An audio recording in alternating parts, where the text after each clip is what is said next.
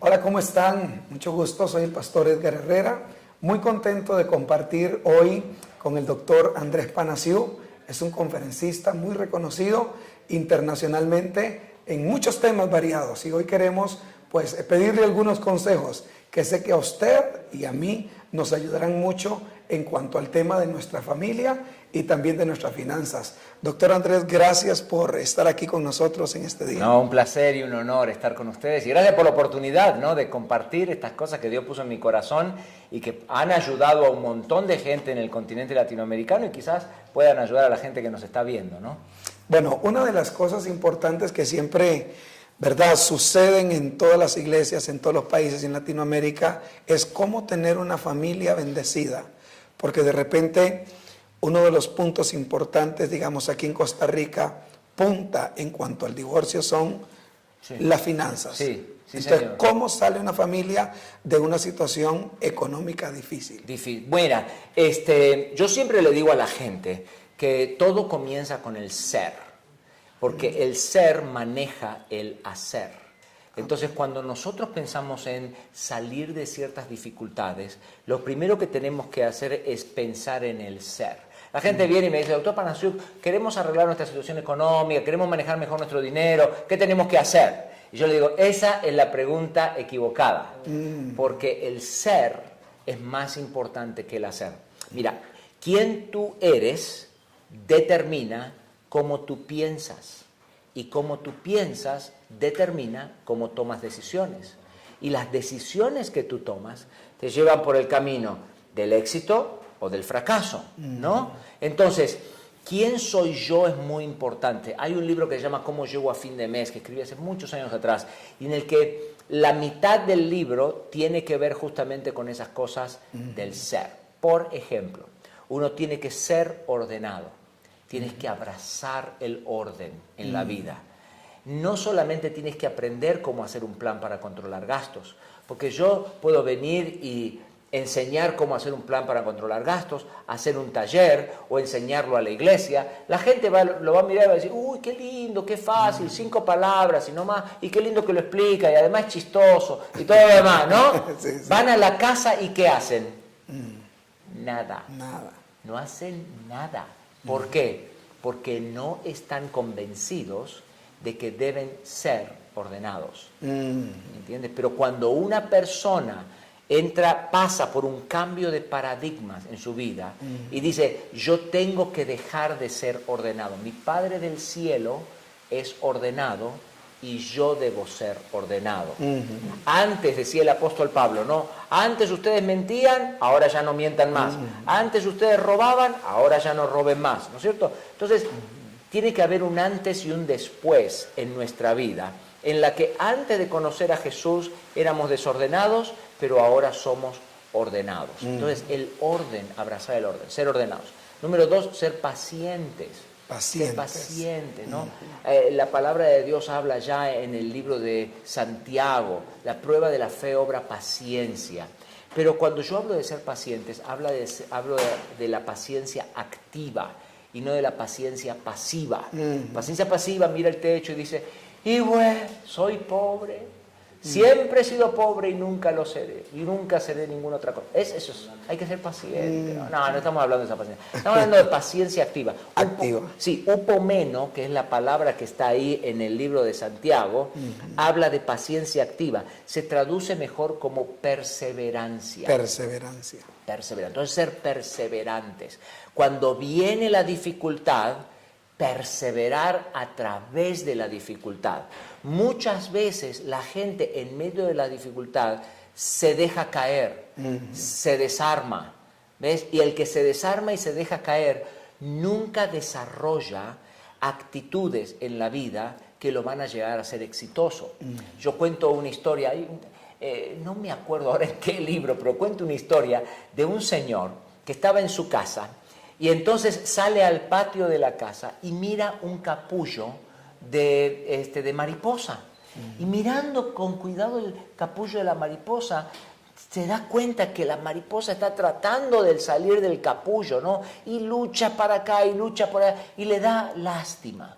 Entonces va, toma una navaja y corta el capullo, un poquito lo corta así, para que le sea más fácil para esa mariposa salir del capullo. Cuando la mariposa sale del capullo, sale y se cae al piso. Y entonces él mira al piso y dice, pero ¿y por qué no vuela, no? Y andaba caminando por el piso y andaba caminando por el piso. No volaba, como después de 2 horas, está preocupado, va del vecino. El vecino es un experto en insectos. Entonces va del vecino con el capullo, con la mariposa, le cuenta la historia y le dice el vecino, esa mariposa nunca va a volar. Tremendo. La arruinaste. ¿Cómo que la arruiné? Sí, dice, porque tú querías ayudarla, pero esa lucha que tiene la mariposa para salir del capullo hace que crezcan sus músculos, la hace más fuerte y entonces la prepara para volar. Como tú cortaste el capullo, la dejaste salir en vez de luchar, esa mariposa nunca va a volar. Tremendo. Entonces Dios nos manda las pruebas a la vida para que nosotros podamos volar. Nosotros somos como águilas. Las águilas no saben volar, tienen que aprender a volar. Los pequeños pajaritos, los gorriones, los pequeños pajaritos saben volar naturalmente. Las águilas no saben volar.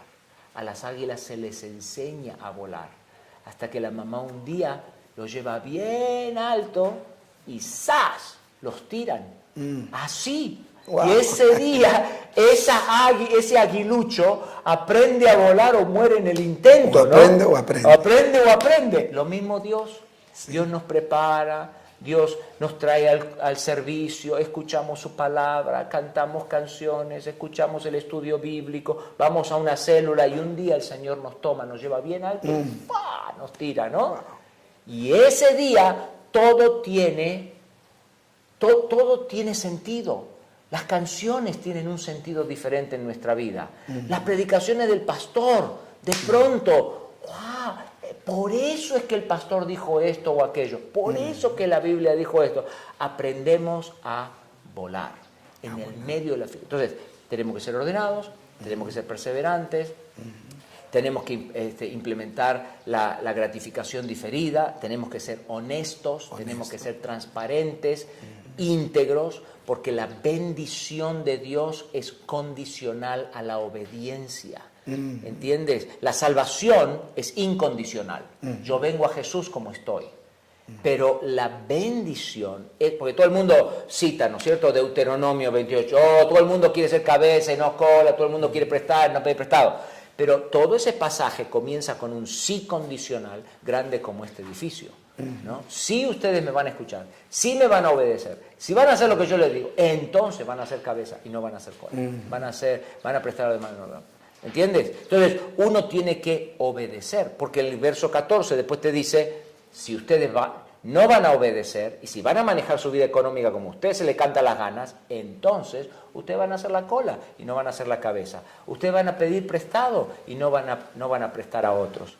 Ahora, una de las cosas que yo pienso es que cuando comienzan a cambiar de actitud, digamos, el jefe de hogar, el papá, la mamá, y todo el mundo comienza a ser ordenado, a meterse en el rol, ¿verdad?, lo que Dios hace, ¿cómo mantener también? Porque yo pienso que muchas veces nosotros empezamos a hacer algo, ¿verdad?, y somos perseverantes por un tiempo y eso nos da buenos resultados, pero ya cuando la familia ya está bien económicamente y dice, ya superamos esto. Sí. Por eso es que el ser es más importante que el hacer. Uno tiene que ser entregado al Señor, tiene que ser obediente. Cuando uno es obediente, uno no va a obedecer por interés, nomás para salir del hoyo.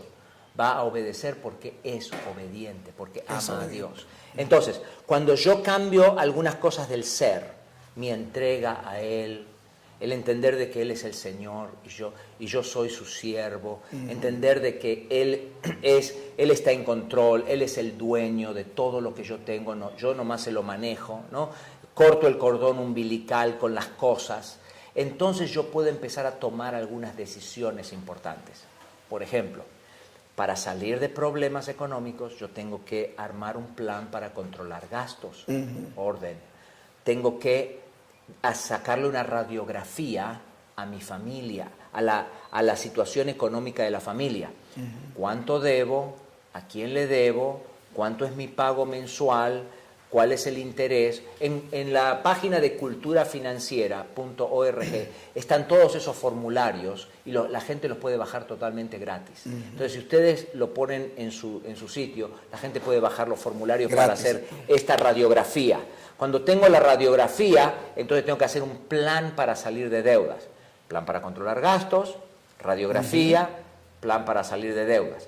El plan para salir de deudas tiene que incluir una reducción de mi estatus social. Muy bien. Yo tengo que hacer sacrificios. Yo tengo que aprender a negarme a mí mismo.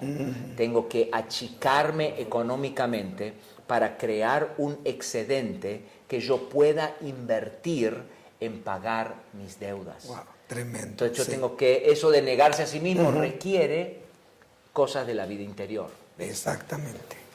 Bueno, tremendos mensajes esta mañana o este día el Señor nos está bendiciendo y yo quiero de verdad que usted como familia tome estos consejos, los aplique y sea, porque ese es el mensaje hoy de nuestro querido amigo, el doctor Andrés Panacio. Dios los bendiga y esperamos vernos muy pronto.